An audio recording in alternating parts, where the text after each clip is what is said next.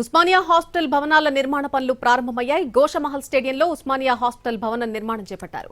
ఈ ఏడాది జనవరి 31న కొత్త భవన నిర్మాణ పనులకు శంకుస్థాపన చేశారు సీఎం రేవంత్ రెడ్డి.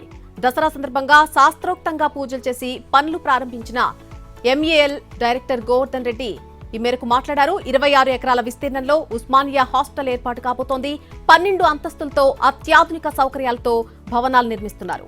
2000 పడకలతో ఉస్మానియా హాస్టల్ నిర్మాణం జరుగుతోంది. బేస్మెంట్ లోని 2 అంతస్తుల్లో పార్కింగ్ సౌకర్యం కల్పిస్తున్నారు. 2 ఏళ్లలో ఈ హాస్టల్ నిర్మాణం పూర్తి కాబోతోంది.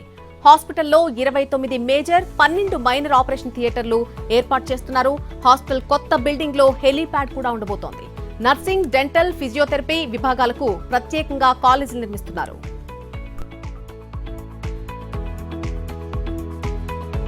చెప్పిన సమయానికే హాస్పిటల్ భవనాల నిర్మాణం పూర్తి చేస్తామన్నారు MEIL director Govardhan Reddy. Private ఆసుపత్రులకు దీటుగా కొత్త భవనాల నిర్మాణం ఉంటుందని చెప్పారు.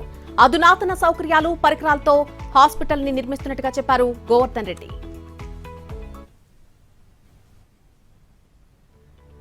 ఇది ఉస్మానియా హాస్పిటల్ కన్స్ట్రక్షన్ కి ప్రతిష్టాత్మకంగా టేకప్ చేసి మెగా ఇంజనీరింగ్ ఇన్ఫ్రాస్ట్రక్చర్ కంపెనీకి ఇవ్వడం జరిగింది. ఈ వర్క్ని ఇది 26 ఎకరాల్లో నిర్మించబోతున్నాము.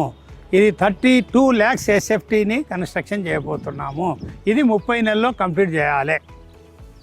ఇక్కడ అన్ని విభాగాలకు సంబంధించిన యాక్టివిటీసులు, ఆపరేషన్లు అన్నీ టేకప్ చేయబడుతుంది. ప్రైవేటు హాస్పిటల్స్కు దీటుగా ఇది నిర్మించబడుతుంది. దానికి కన్నా మించిన ఫెసిలిటీసు, లేటెస్ట్ ఎక్విప్మెంట్తోన, ఫర్నిచర్తోనో ఫుల్ ఫ్లెడ్జ్గా చేయబో